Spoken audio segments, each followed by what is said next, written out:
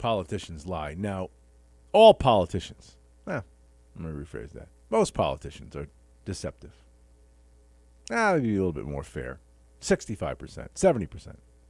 Because I do have a lot of good people on the show, and I don't want to lump them in. So I would say 75% of politicians regularly lie. And I think just about every Democrat lies. I want to play some audio. Incompetence, but it does. We've been patient, but our patience is wearing thin. That's a threat. And your refusal has cost all of us. Threat. People who are incubators for every variant to come. Liar. Walking around lawfully unvaccinated? Ooh. That's psychotic. Yeah. For the unvaccinated, Yeah. you're looking at a winter of severe illness and Really? death. For yourselves, your families, and the hospitals you may soon overwhelm. Interesting that all three of those, first three people, lies, lie. About this, in a world of threats and tyrants and terror, you know what our biggest enemy is in America? You. Our fellow Americans. Liars. They are the ones that are propagating this outbreak. Being frustrated that there is still a percentage of the population who are not vaccinated. I wish that he would go further to restrict the activities of the unvaccinated. Vaccinated person having a heart attack? Yes, come right on in. We'll take care of you. Unvaccinated guy who gobbled horse goo? Rest in peace, Wheezy. So there you go. That was, and by the way, that was a concerted sort of collective idea that if you weren't vaccinated and you were sick or got sick, they laughed. Remember? They thought it was funny. And it said there was, I would think, a theme essentially going through the country that they wanted you to die because it proved their point, or tried to help prove their point, which we all know now is a completely bogus point. It's my rights. Okay. But I don't care. Pandemic of the unvaccinated. Look, the only pandemic we have is among the unvaccinated. Lies. And All lies. And they're killing people. Lies. Freedom not to follow the facts, even if your freedom kills. You know, it's funny that a couple of those people in that particular clip have since lost their jobs, which I don't know, I kind of find that funny. That was the mindset, right? You were an enemy of the state.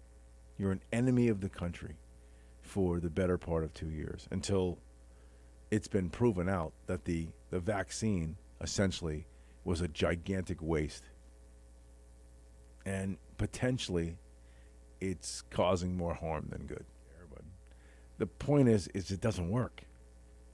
And then when it wasn't working, they moved the goalpost. Do you remember? Well, you won't get as sick. Again, all garbage.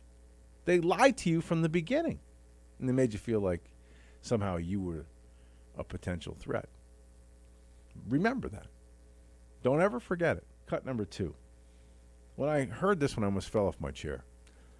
We spent the summer of love fighting with every liberal / progressive out there about defunding police departments, right? George Floyd was dead, and there were riots in the streets, and every politician left of center was promoting somehow slashing police budgets. But Joe Biden actually said this. MAGA Republicans are calling for defunding the police departments. MAGA Republicans are calling for defunding the police department. I'm not sure there's ever been a bigger lie told, ever.